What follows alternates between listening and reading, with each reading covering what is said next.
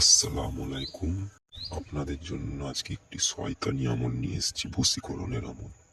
24 ঘন্টার মধ্যে যাকে খুশি বশীকরণ করতে পারবেন এই শয়তানি আমল দিয়ে। সবার আগে এই শয়তানি ছকটা আপনাদেরকে তৈরি করে নিতে হবে। ঠিক যেইভাবে শয়তানি ছকটাকে রেডি করা আছে, ঠিক এইরকম ধারাই রেডি আপনাদেরকে 3টে কাগজে করতে হবে।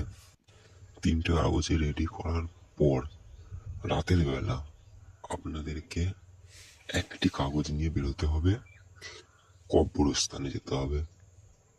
দেখবেন ওখানে কবরস্থানে যে সব থেকে পুরনো কবর কোনটা লাগে, যেটা দেখে মনে হবে যে এটা পুরনো আছে, ওই পুরনো কবরের ভেতরে একটি নস্কা আপনি ওখানে মাটি চাপা দিয়ে চলে আসবেন।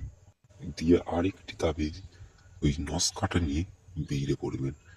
দিয়ে ওই নস্কাটা নিয়ে যাবেন আপনাদের আশেপাশে যদি কোথাও শ্মশান থাকে যেখানে মৃত্যু পুরানো হয়, সেই শ্মশানে যে আরেকটি তাবিজ ওখানে কোথাও মাটি চাপা দিয়ে দেবেন। আর 3 নম্বরের যে তাবিজটা থাকবে ওইটা নিয়ে আপনাকে চলে যেতে হবে আপনাদের আশেপাশে যদি কোনো সমুদ্র কি নদী থাকে সব থেকে ভালো হয়, যেহেতু নদীতে ওটা ফেললে খুবই ভালো হয়। কিন্তু যদি নদী না থাকে তো সেই ক্ষেত্রে ওটা ডোবা এইসব ইউজ করে দিতে পারে, কিন্তু সব থেকে ভালো নদী। আপনাদের আশেপাশে যদি নদী থাকে তো আরেকটি যে নস্কা আছে ওটা নদীতে ফেলে দেবেন। দিয়ে আপনি বাড়ি চলে আসবেন।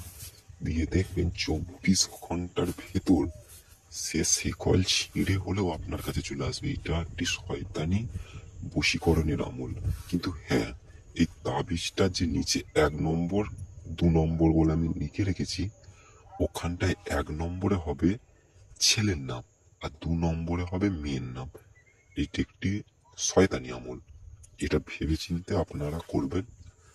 কাউকে পাওয়ার আশায় করতে পারেন, কিন্তু খারাপ দিকে যাবেন না। আপনাদেরকে আমি আমল শেখাবার উদ্দেশ্যে এসেছি।